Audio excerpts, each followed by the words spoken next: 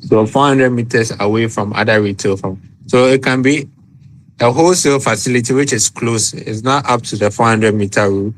They are likely to accept because Tech Junction. Tech Junction, you have Juliponia, you have KK Pharmacy.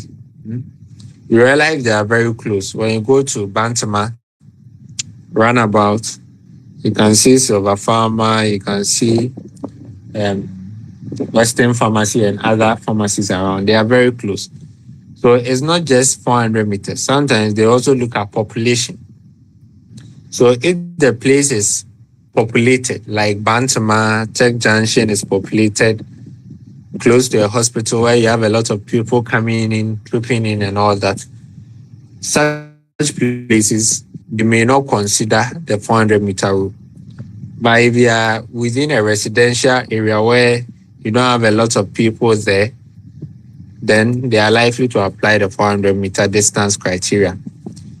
And it has to be accessible to the client. So accessibility is also one of the things we check. Proximity to a market, we don't use that. Whether it's close to a market or not is not one of the criteria. Let's move on. 17. The proposed distance criteria between two retail facilities is at least A, 100-meter radius, B, 400-meter radius, C, 200-meter radius, D, 1,000-meter radius. Well, which one?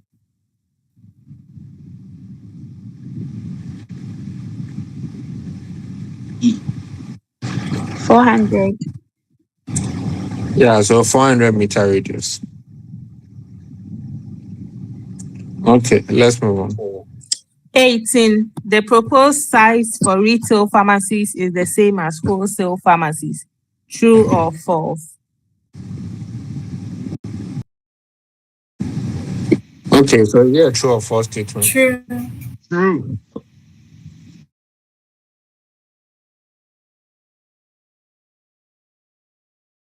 By retail pharmacy.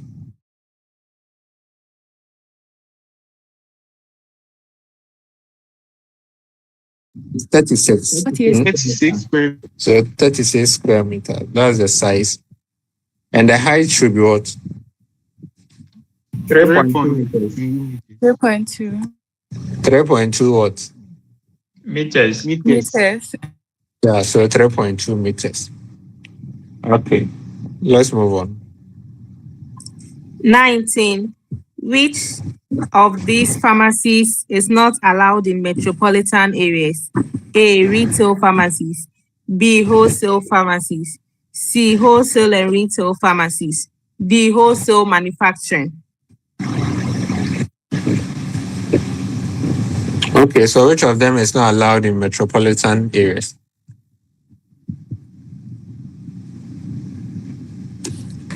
C, wholesale and retail pharmacy. So wholesale and retail pharmacy. So even though, according to the law, metropolitan areas, metropolitan areas, Kumasi, Accra, all these are metropolitan areas.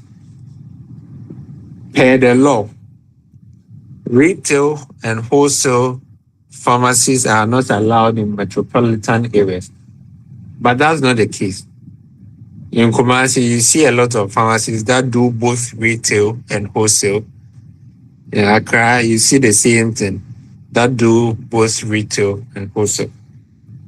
So it's one of the laws that is not really provision of the law, which is not really being applied. But if you are asked a question on this, you use what's in the law. Don't use what is actually happening. Okay, let's move on. So why can't it be in a metropolitan area? So, the law, when they were drafting the law, most of the pharmacies we had were the ones that were just doing retail and wholesale. They wanted to have an equitable distribution of pharmacies around. So in places where they are deprived of pharmaceutical care, so when you go to the villages, you have very few pharmacies there. So if you have one or two pharmacies there, they want those pharmacies to take up both retail and wholesale. But Kumasi, Accra, these places are choked with a lot of pharmacies. So we don't want facilities to be doing retail and wholesale at the same time. I don't know if you are getting it. So for the deprived areas, very few pharmacies are there. So if you have just one facility in that village and is doing wholesale, that means people cannot go in and buy singles.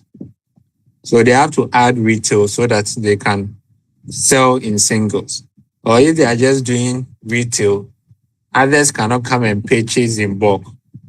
So that's the rationale. That was the rationale for saying that retail and wholesale shouldn't be in metropolitan areas where you have a lot of people, highly populated, you have a lot of pharmacies around, but should go to places where they are deprived so that they take up both retail and wholesale licenses. All right, let's move on. Number 20. The proposed size of a wholesale and retail pharmacy is at least A, 24 square meter, B, 36 square meter, C, 48 square meter, D, 45 square meter.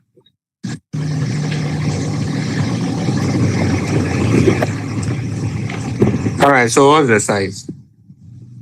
C. Yeah, so C, 48 square meter. So 48.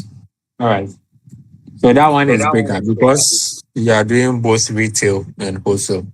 It's bigger compared to just retail. Okay. And one of the provision is when you are doing retail and wholesale, you have to separate the two.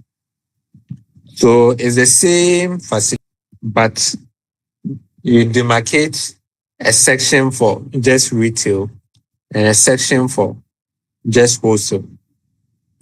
And currently, these people, in terms of the registration, they register the facility as retail and wholesale. So they need just one pharmacist to register the two licenses, as in the retail aspect and the wholesale aspect is registered by one pharmacist currently. But during our last discussion with Pharmacy Council, when they were briefing us, they said they want to separate the two. So you'll have instances where facilities who are doing both retail and wholesale, they have to get two pharmacists. One superintending the retail business and another person superintending the wholesale business. So this is just to help create more jobs for pharmacists who will be coming out after graduation. Because if one is doing both retail and wholesale, they'll just have to pay one pharmacist. But if you are doing both retail and wholesale now, you have to get two pharmacists and you have to pay one for retail, another person for wholesale. But currently, it's still one person for the two. Let's move on. 21. The proposed size of a retail pharmacy is at least. Hello. Yeah, please, I want to ask a question. So Okay. the payable fee for, in terms of the registration of the wholesale retail pharmacies, is it more expensive as compared to doing just retail or doing just wholesale? So in terms of the remuneration is the same thing for someone who is just doing retail or someone who is just doing wholesale.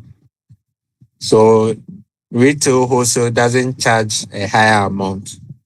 It's still the same. So there's no disparity. Just that it's based on your negotiation. So if you are able to negotiate well and tell them you are superintending over both this retail and wholesale, and you're able to convince the businessman, maybe you may end up getting a higher amount for the registration. But other than that, there isn't any disparity in the amounts charged. Dr. Isaac. Please, thank you. Yeah. But I hope the prescribed fee for each are not the same.